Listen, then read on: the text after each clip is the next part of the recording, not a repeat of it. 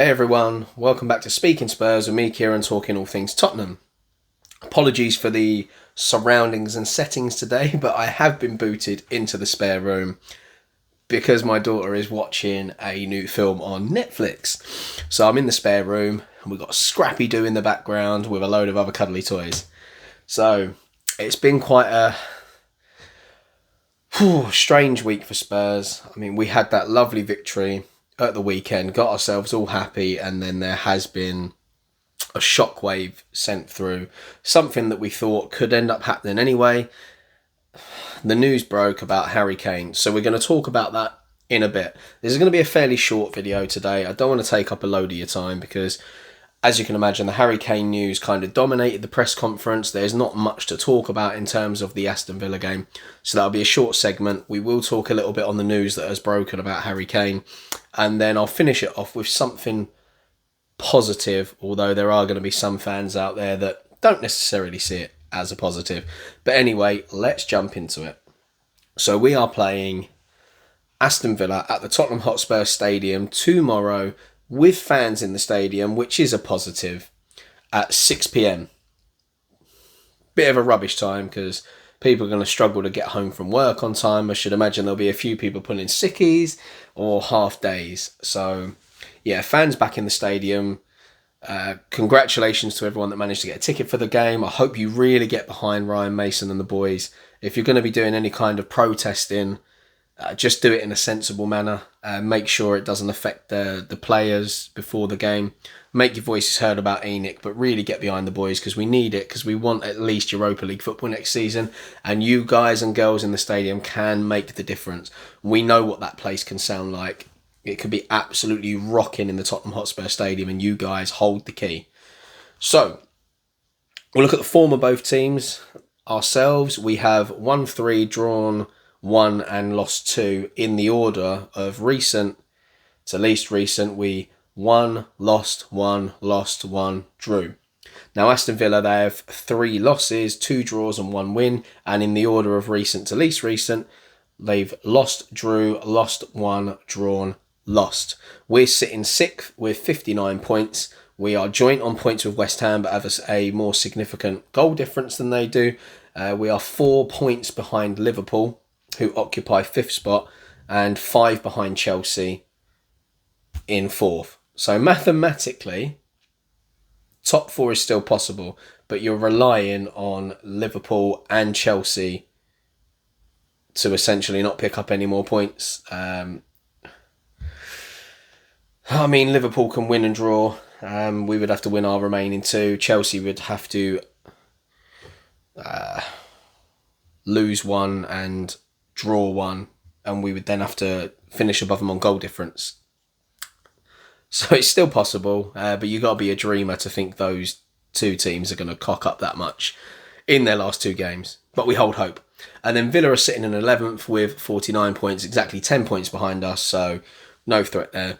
If we talk about the team news, Aston Villa, Morgan Sanson is out, Matty Cash is also out, Tyrone Mings, they were hopeful that he would train today, so whether he plays or not, who knows, and Jack Grealish is in training. As to whether he starts the game or how many minutes he gets, who knows.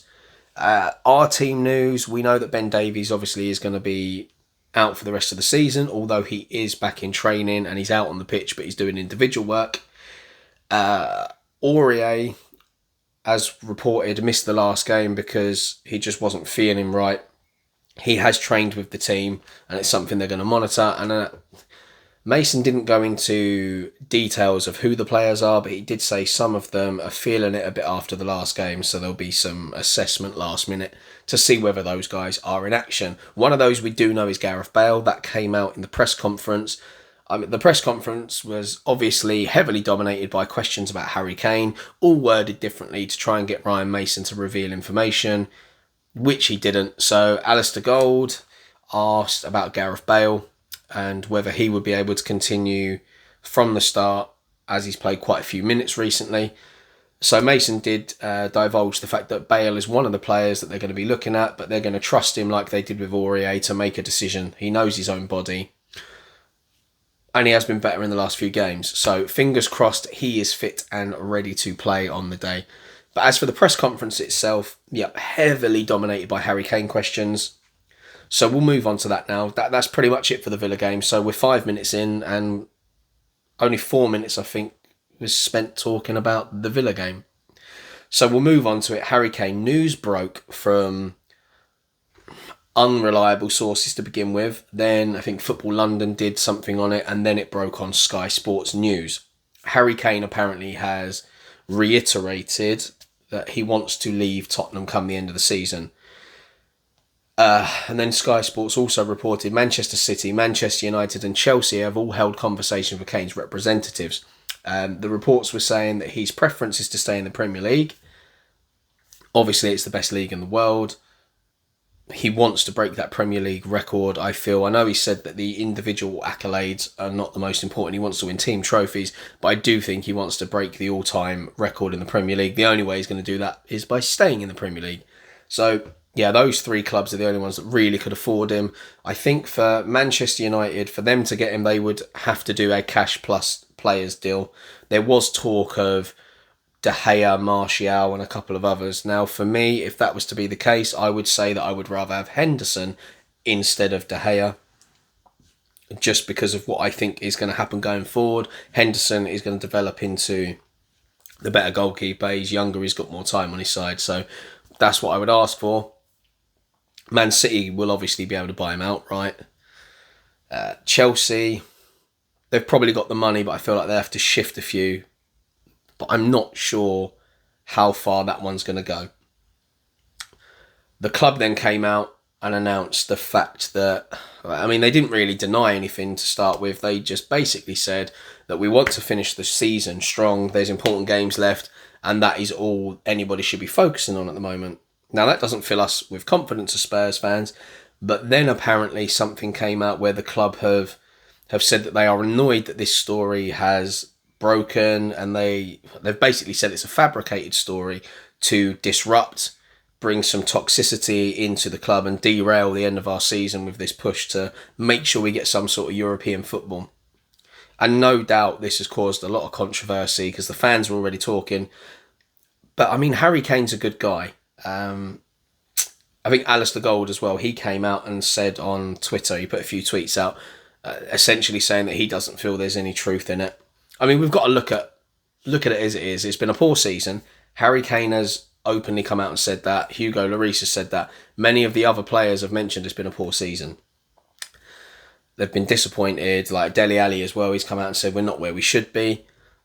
So for that reason, I feel like, yes, Harry Kane has every right to want to leave.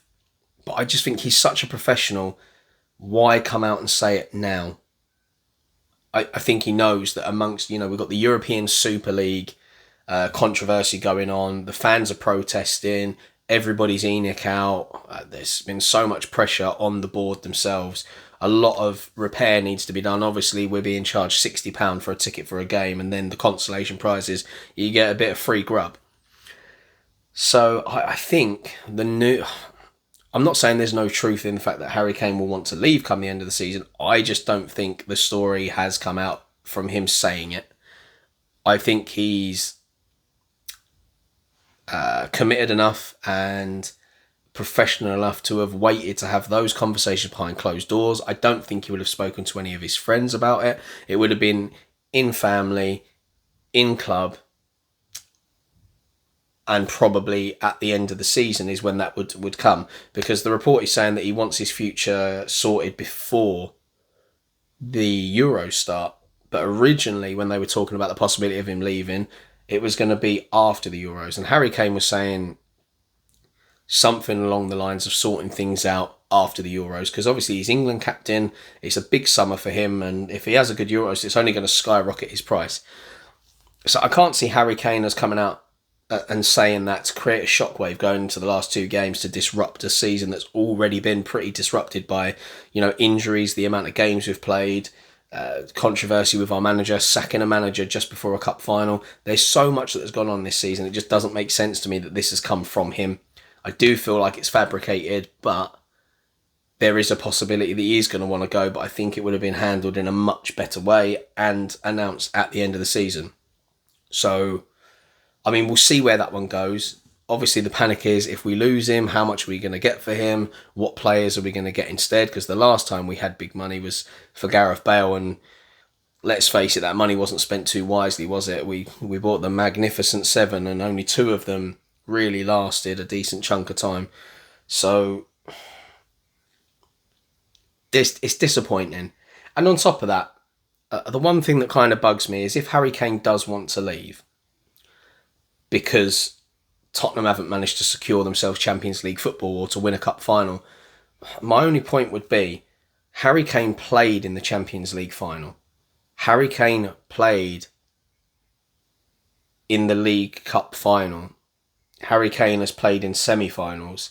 So he's been on the pitch. It's not like he wasn't chosen and he's been on the periphery of the team and the team failed to win. And in these games as well, he's been poor. I know both times he's been coming back from injury. But the fact is he was on the pitch and he's a player that can really make a difference. And in those games, unfortunately, he wasn't even in the top 5 players in either of those games. So to then say, like, I want to go because the team aren't doing things. The team has had the opportunities. We've been up there, even with not spending the money you would expect. And it's kind of similar to the Wayne Rooney situation when he was talking about the possibility of leaving United. He had crisis talks with the manager, with the board, and said, you need to be signing like exciting players, big players, because they went through a few seasons where they didn't really do too much in the transfer windows. And he was essentially saying, like, the club needs to meet his ambitions. If they don't, he will go. And the club did. They started to match it. They started to sign better players. So Wayne Rooney stayed longer. And then obviously went when he wasn't getting as much game time. This could be that. Harry Kane could be sitting down having crunch talks with him saying, look, I'm going to give you one last chance to match my ambitions. I think it'd be harsh to leave this time round because the pandemic has like kind of changed everything. It's been such a yo-yo season for everybody. Like West Ham challenging for Champions League football for a large chunk of the season. Do you know, it's been crazy. So I think it'd be harsh for him to leave off the back of this season. And then also we look at the fact that he's had his moments where he hasn't helped us in the big games where we need to push on. He's missed a lot of chances. Look, there's no denying he's been a great servant to the club. He's a fantastic player. I love him to bits, and I know he loves Spurs. But I just think, give us one more season. One more season. Like, Dele Alli's now back in the squad. Gareth Bale could end up staying at the club. We're going to have fans back in the stadium next season. And I think if you are going to leave the club, at least do it by saying goodbye to the fans over the course of a season. Give it one last stab to get it right. I mean, that's where I stand on that. But we'll move on to something more positive now, because I feel like we need a bit of positivity. And I know some of you Spurs fans are not going to feel positive about it, but it is a story that's broke. Paul Robinson, former goalkeeper, has been talking, and apparently word is coming out that Hugo Lloris is willing to stay for at least one more year. He's going to give us another year. And I know he was poor towards the end of last season, but I feel like since he come back from his injury, he's been pretty good. And as we saw, there was like stats coming out and stuff that Hugo Lloris saves us from conceding goals you wouldn't expect him to make saves from. So of all the teams in the top 6, Hugo Lloris makes more saves that would be expected goals than any other keeper. So he has been key. And I know in previous seasons he has cost us points at times, but when you weigh it up, he saves us more points than he costs us. He makes some great reaction saves. And I feel like it's good for us as well, because financially we need to recuperate some money. And to sign a player on par with Hugo Lloris, it's going to cost us more than what we're going to sell him for. Because he obviously is a bit older now. So we're not going to get the money to then reinvest in a young goalkeeper that's of a higher standard than him. So we're going to have to spend more money, which makes no sense. So to give us another year, that allows us to assess the keepers that we do want to look at and want to bring in. So I think it's sensible, and it is a good bit of news. Let me know in the comments below what you think about the Harry Kane situation. Like, where do you stand on it? Do you think it's true? Do you think it's going to happen? Can anyone actually afford him? And let me know what you think about the Hugo Lloris news. Do you think it's good news? Do you think it's positive? Or have you got a keeper in mind? I know that Sam Johnston has been thrown about a lot. Pope certainly is another good goalkeeper. And I think Pope would be a good successor to Hugo Lloris. And obviously he's English as well, so is Johnston. So that solves a little bit of a problem for us. But yeah, that's pretty much it for today. So a little bit of heartbreak potentially for us as fans. Fingers crossed it's not true. Hopefully he stays. And we got to remember as well, Harry Kane's contract is until 2024.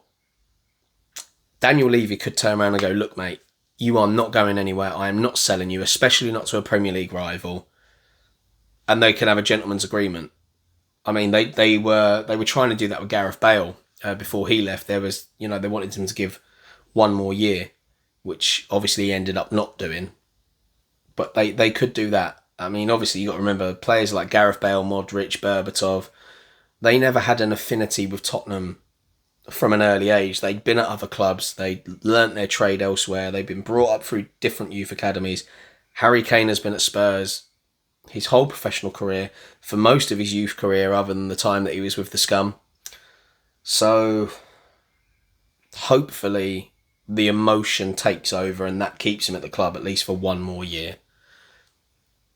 But fans back in the stadium, get a win against Aston Villa, spread some positivity, let's get back on track, back into the Europa League, and hopefully that itself can spur Harry Kane on. Then there can be talks about getting a new fantastic manager in, someone that Kane will approve of, promises of spending money in the summer, getting rid of the deadwood, could all change the whole perspective. We could be looking at a brand spanking new Tottenham for next season because we do need an overhaul.